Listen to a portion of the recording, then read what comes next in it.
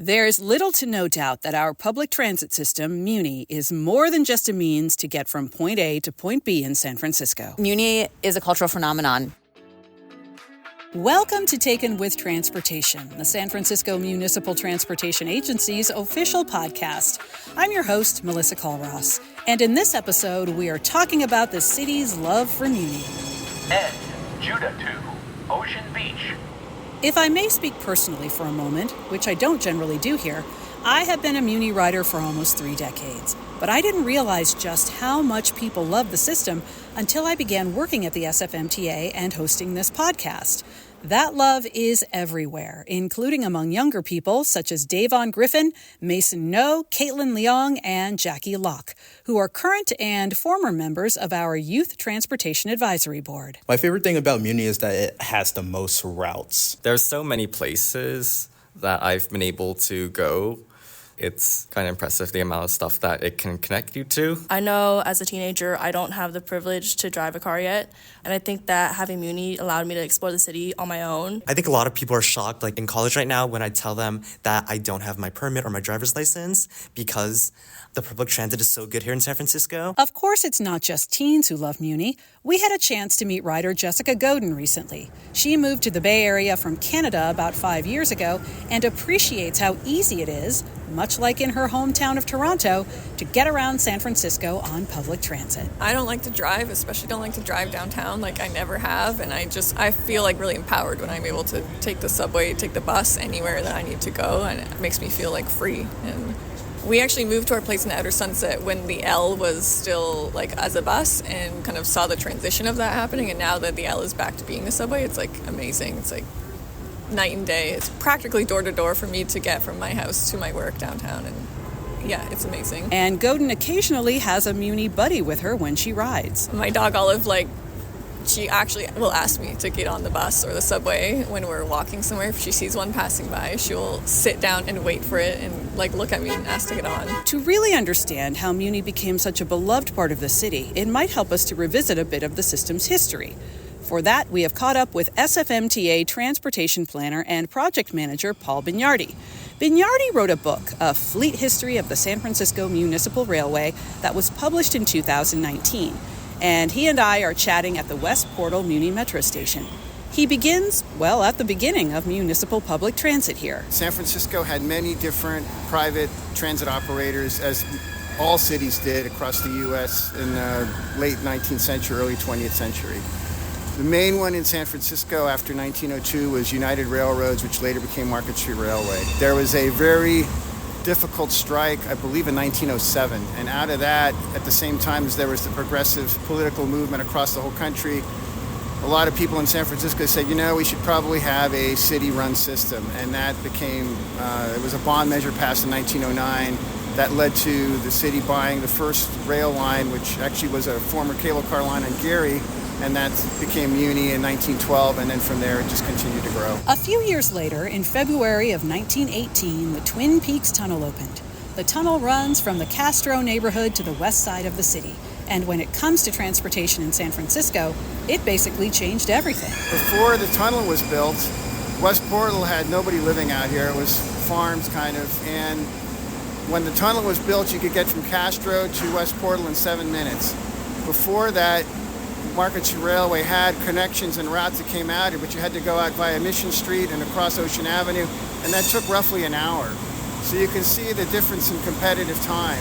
And this was before automobiles had become the dominant form of transportation, which was about a decade or two later. So suddenly you had this area that was undeveloped, and Muni could get you there very quickly. And it wasn't just the Twin Peaks Tunnel that Muni did that on. They also did the Stockton Street Tunnel, the Dubose Tunnel.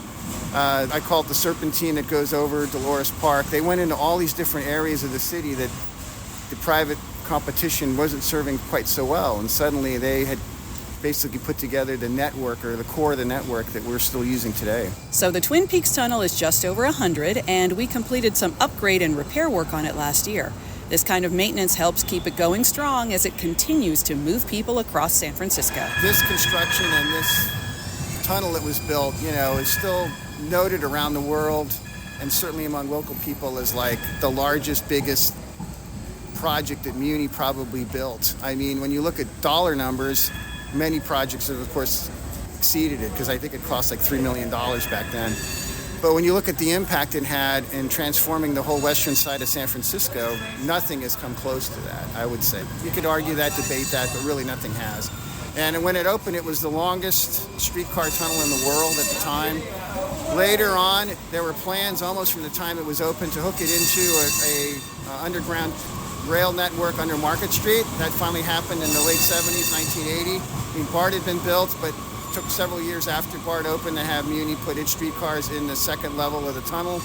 But once that opened, now you had basically a rail spine that was completely grade separated, so it was not impacted by traffic from Barcadero all the way out here to West Portal. And it's like looking at the backbone, of the city in a lot of ways. All these years later, hundreds of thousands of people ride Muni every day, and riders celebrate the system in many ways. After our conversation with Bignardi, we head from West Portal to the Golden Gate Heights home of artist and transit enthusiast Kurt Schwartzman, where his drawings of Muni operators hang on the living room wall. So that series is titled Yellow Line, which refers to the line we all must stand behind in the bus. It keeps us safe from harm. I produced that series back in 2015 in honor of all Muni operators, because they work very hard and they're underappreciated. I'd sit catty corner from the driver and draw in real time, and draw the driver, the steering wheel, the windshield, and just sit there and draw the driver. Schwartzman tells us how he came up with the idea. That series was inspired by a bus driver that let me board the bus when I was homeless. I had no money, and I was at the 52 Night Owl stop over in the Excelsior, and the bus rolled up. The doors opened, and the driver said, "Come on aboard." I'm like, "I have no money." She goes, "Come on aboard anyways. You can keep me company." And that compassion totally changed my life. She saw me. She didn't look through me. She saw me as a person. That was back in 2007, and Schwartzman was unhoused for about 6 months. That hardship is behind him, but he continues to love Muni and the experience of riding. Just hopping on a bus and just being part of the community, listening to conversations, feeling the vibrations, watching the city go by. I try to always wear colorful, happy attire, such as my Muni shirt, my fun, shiny shoes, my colorful jackets, and my Muni pins. It's almost like taking transit is a celebration for Schwartzman, and that leads us to another type of celebration. For SF Beer Week this year, we partnered with Standard Deviant Brewery and the San Francisco City Football Club to create a Muni-themed beer crawl and a limited edition Standard Deviant IPA, both called Hop on Muni.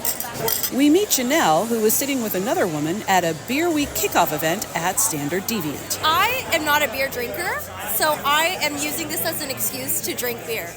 Might as well do that with people who enjoy taking Muni and enjoy community. So yeah, I'm really excited. Hopefully we can attempt to do all of our stops today.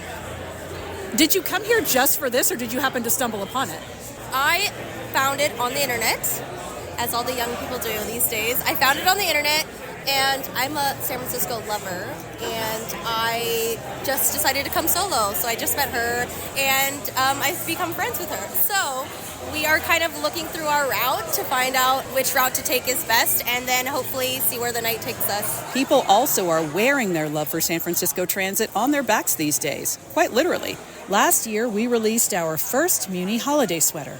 SFMTA marketing manager Jean Brophy. We came out with the sweater on a pre-sale in late June, and it was wildly popular. I think in the end we've sold over, about 2,500 sweaters, which for a first time out we're quite pleased at. And, it was kind of fun during the holiday period. Everybody's been wearing them out there in the public, so it's kind of fun to see it out there. And I think there's more demand. There is more demand indeed. And not long after the holiday sweater came the Muni store, a one-stop online shop for Muni merchandise, including hats, sweatshirts, mugs, and stickers. We have 3 different classifications of products. We have classic. That would be just like that black sweatshirt with the logo on it. And then we have our retro vintage collection, which people love the classic 1970s vibe that we have with our color scheme of our livery. And the other collection is a city collection, which we hope to build on. The Muni store has been a hit, with some items selling out repeatedly. A lot of people, both inside the organization and people I meet out when I'm wearing an item, are like, I didn't expect this to be this popular. And what I've been hearing from a lot of people is there's a lot of city boosterism. And, well, it's hard for me to believe that not everyone's a Giants fan or a Warriors fan. A lot of people don't like wearing sports paraphernalia because sports is just not that thing. So what I've heard, I've gotten emails, people telling me on the street, I love that I can order something that says San Francisco in a cool way so I can support this city because this city is the best place to live. If art, merch, and beer aren't enough, now there's an online game about Muni. In Muni Roodle, which is similar to Wordle, players have to identify Muni lines and routes based solely on how they appear on a map. The rub is that the map isn't visible at first. Instead, just a blue line against a blank background illustrates the route. The game features one Muni line per day, and players get 5 tries to guess it. I think within the first 24 hours of Roodle being around, it was in no less than 5 group chats amongst me and my transit-loving friends. And of course, the first couple days, I was crushing it. I was getting it in one go. People were like, depending on the group chat, we were all sending back and forth our scores. And then I can't remember which line it was, but there was some line that, tricked me. And I remember I got it in, I think I got on the last guess. And I was like, oh my God, I was embarrassing. That can't be me. That's Sarah Katz-Hyman, editor and producer of Muni Diaries, a storytelling series featuring people who affectionately talk about their experiences on Muni. Katz-Hyman says playing Roodle is part strategy, part learning, and part joy. It has restored my understanding of San Francisco in many ways of oh, you know what? If you know street names, because our buses are named after, oftentimes their longest, street that they go on. I'm if I know street names and I know that's an East and West Street and that's North and South Street and, that one's pretty long and that one doesn't go on Market. So I shouldn't be choosing any routes that go on Market. So, just kind of when Wordle hit off back in the pandemic days, it's really ignited a lot of love. Muni Roodle was created by River Honer, who studied planning and urban studies at San Francisco State and now lives in London. Honer was inspired by her own love of Muni and wanted to celebrate the system, so she built the game in a day. Kurt Schwartzman, the artist we spoke with earlier in this episode, also has become a Roodle fan. The first time I played, I go, oh, I know what that is. It's the 6 Parnassus. Easy peasy. And the next day, I have no idea what that line is. So it's kind of fun to figure it out. 44 O'Shaughnessy 2, the Bayview District. The love people have for Muni is felt throughout our agency. Brent Jones is the SFMTA's acting director of transit, and we're talking to him just outside our offices on South Van Ness Avenue. Jones has been with the agency for just over a quarter century and has worked his way up to his current role. He tells us that San Franciscans' enthusiasm for Muni has been very evident throughout the years. One of the biggest things that I see is a lot of passion from our customers, both good and sometimes not so good. I think that for many people, Muni is part of their culture, their day-to-day. It's how they start their day and it's also how they end their day. So we get a lot of great feedback when we do something well, but we also get a lot of constructive feedback when things don't go so well. Jones encourages riders to continue talking to us and giving us feedback. If we're riding 500,000 people a day, we basically have 1 million eyes. So that's better than 10 eyes. So the more information that we get, the better that we can become. It's no secret that the SFMTA is facing a significant budget deficit over the next couple of years, and that includes Muni. So it's important that people who love Muni, and we love Muni too, know that we never want to cut service. We don't like cutting service and would not do so unless it is absolutely necessary. Great transportation service helps everybody get to do what they need to do on a daily basis. When you look at transportation, it's almost like the arteries and veins of a city, right? It keeps all the nutrients, all the people moving. And it's important that regardless whether we're in good financial times or challenging financial times, we'll be creative. So I think being able to embrace that we are trending towards customer first and really own that is the best way that we can serve.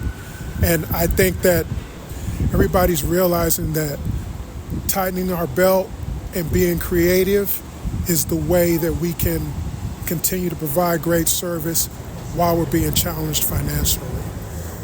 At the end of the day, San Francisco loves Muni. Young people are able to ride the system for free if they're 18 or under, so they embrace that and use it. Mark Chang, Wendy Yu, and Chanel Marie Green are 3 more members of our Youth Transportation Advisory Board. Muni allows you to visit your friends and socialize so much easier than you otherwise might think, and it takes your mind off of the transportation. I love Muni because you get to meet people from all different parts of their lives and from different diverse backgrounds that you probably wouldn't meet if you took like private transportation or you drove in a car with just your family. It's very amazing to have something free for the youth, especially transit, because many of my classmates, they live in the Mission District and they have to get groceries for their family because they're basically like the head of the family. I have to go out and get it. And it's really nice to have it free because you don't have to carry financial burdens with you for like transit. And some people love Muni so much, they're willing to stand up in front of an audience and tell everyone. Muni Diaries editor and producer Sarah Katz-Hyman. I would say San Francisco is one of the few cities that we have this much lore and love for our transit system that we can have now almost, going on 17 years of storytelling about it. Even if you don't ride transit, transit is important to you. Imagine all the people who were on buses being in cars. Then our city would literally be in a standstill 100% of the time. So riding transit and a good functioning transit system is important for everyone. And I think having deep love and respect for it goes beyond the bus door. 1 California 2, Geary, and 33rd Avenue. Thank you for joining us on Taken with Transportation. We're a production of the San Francisco Municipal Transportation Agency, and you can find the latest episodes at sfmta.com/podcast, as well as Apple, Spotify, our YouTube channel, or wherever you listen. I'm Melissa Colross. Be well and travel well.